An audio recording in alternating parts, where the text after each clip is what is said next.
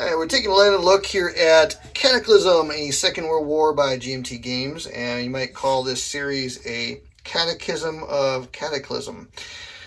So, sorry, I couldn't resist that one. So what I'm doing in this video is I'm going to show you, well, what's the goal of the game? How do I win? That's at the heart of things, that's really what we really need to know when you try to play a game like this. So it's a fairly complex game, but the victory goals are really, really simple. So what you do basically is you count the number of control markers that you have in the different countries or territories. Most spaces are actual whole countries. There are in larger areas like in China, India, Australia, they'll be split up into multiple territories.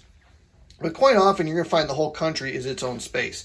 So controlling a space, put it that way, that is a victory point. So right now, France controls Romania. That's a victory point. They could actually bring their troops in there if they wanted to do that. And they could actually deploy through the sea zones and everything around and put stuff in there to try to hold on to it. Now, their lines of communication, if war broke out, would be very, very quickly broken, but you could conceivably garrison that. That's what a garrison is defined as, is land troops in that area. The Italians control Albania, and they still hold on to Austria. And by the way, we're in the 1939 turn, so a few turns since our last video, I think. And so the Germans had some action last turn. The Germans diplomatically got control of Benelux. So you're actually dealing with three countries here, collectively into one space. So they control Benelux, Czechoslovakia, which they have garrisoned to lock that baby down, and also Sweden, and they plundered the resources of Sweden because who knows when somebody might try to take that from them. So I decided to use that resource early on. So they have 1, 2, 3 points. Italy has 2, France has 1, UK has Jordan and Iraq for 2. Soviets are mostly active in Asia right now. They got Mongolia and one of the provinces of China. By the way, the Chi-Coms are winning the Chinese Civil War at the moment, mainly due to Soviet support. And the Japanese had a major setback in China. They had control of 2 different provinces of China and lost it due to a crisis event, Chinese basically guerrilla tactics in those areas. They lost control of that. They still hold Manchuria for 1 point. So how you win the game is really easy. You total up all of the cubes that you have of your color on the game board, and then subtract the number of cubes from other players that are in your own home countries spaces. So once you do that, that's your net total. So if we look at the board right now and look at the victory track, see that Germany has 3 points. A bunch of people got 2 points. And then all you had to do is then total up the point values of the powers that are in the same ideology. So the United States has 0, 2, and 1, so a total of 3 points for the democracies, and you track that also here on the track. There is, strangely enough, a marker for communism as an ideology and for the Soviet Union, and I've yet to figure out why, because the Soviet Union is the only communist power. So I don't know if there's ever a plan to expand that, but that's... So basically wherever the Soviet Union's markers are, the communism marker will be, and if you want to save space on the track, you could just completely not use the communist markers. Fascism's winning with 6 points because Germany's got, oh, wait a minute, there's more than that.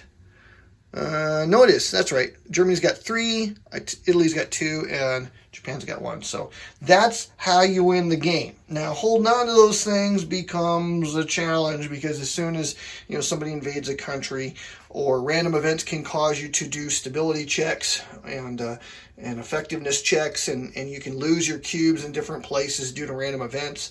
Once war breaks out, things can change pretty quickly in this game. So your lead is never safe. It's not really over until it's over, but that is basically the goal of the game. Control spaces on the board. Now, how do you do that? Lots of tools in the tool belt. One of the ways that you're going to use early in the game is you're going to use your flags for diplomatic actions, political actions, and you make attempts using your effectiveness rating You roll that number of dice, and you try to get a 5 or 6 on at least one of those dice, and you will get control of that country or take your opponent's cube out of that country. And so the number, there's some modifiers to that, of course. There's these little fist bump markers here. These are indicators that there's a -2 modifier to any kind of diplomatic attempts to gain control of Spain. So if you were to do this, you'd have to have an effectiveness rating of at least 2, preferably 3, to have any chance at it. Because what you'd have to do in order to get a 5 or 6 when you have a -2 modifier is you'd have to roll at least 2 6s. In the game, whenever you roll multiple 6s, for each 6 that you rolled beyond the first one, it's a +1 modifier to your final score. So if you rolled 2 6s, that's a 7 in the game. If you roll 3 6s, that's an 8 in the game. And I can't think of a scenario off the top of my head where you roll more than 3 dice.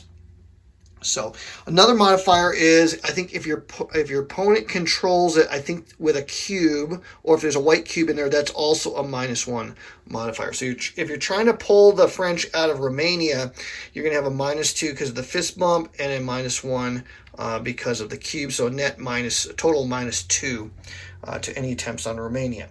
But truth be told, France is probably going to get squirrely and probably lose that on their own. Plus, it's almost impossible for them to reinforce if the Soviets decide to get frisky, or even the Germans. Countries like Austria, this would be a fairly easy target. It's just a -1, so all you need is a 6 on one of your die rolls. You pull that cube out of there. That diminishes Italy's victory points, and then maybe on another attempt you could go after that and try to put your own cube in there. So it's kind of a multi-step process. So that is basically how control works in the game from a diplomatic standpoint. Military standpoint is really straightforward. You do a military operation using military actions. Send an army in. If you win the battle and defeat the opposition there, then you gain control of that space, and you put your own cube in it. And that's going to be what players are going to have to gravitate towards at some point in the game. So it is 1939-40, and we're probably fixing to have some war here. A couple of big things have happened last turn. Status quo finally ended when Germany surged and got some points, and France lost some cubes, and the combination of those two things was such that status quo was broken. France suffered a collapse due to some home front issues, and so that's how they lost some of their locations as well. So they collapsed. It's not fatal. They got reset to wavering stability. Basically, a new government formed in Paris, and they're trying to make their way in the world.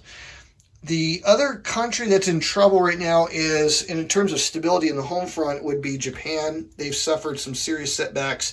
The bottom line is they couldn't roll anything higher than a 4 for an entire turn, and that led to some bad things. So they're in a position now where they have to correct this, and to do that, they're going to have to use their flag tokens for political activities, and the specific one they need to succeed is propaganda, which moves that marker up. If it moves down, they collapse. They got to run tests to see if they retain control of Manchuria. And here's the real kicker: as long as their commitment is not mobilization, they'll be okay.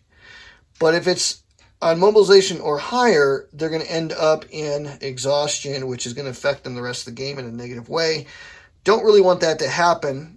But at the same time, in order to increase their position in Asia vis-a-vis the other powers, especially the United States, is starting to really build up its military, then they're going to have to launch some attacks here soon if they have any hope of defeating these other powers. So that's what's going on so far. We'll do some more videos in the future. Hope you enjoy these. Hope you enjoy this Catechism of Cataclysm by GMT Games.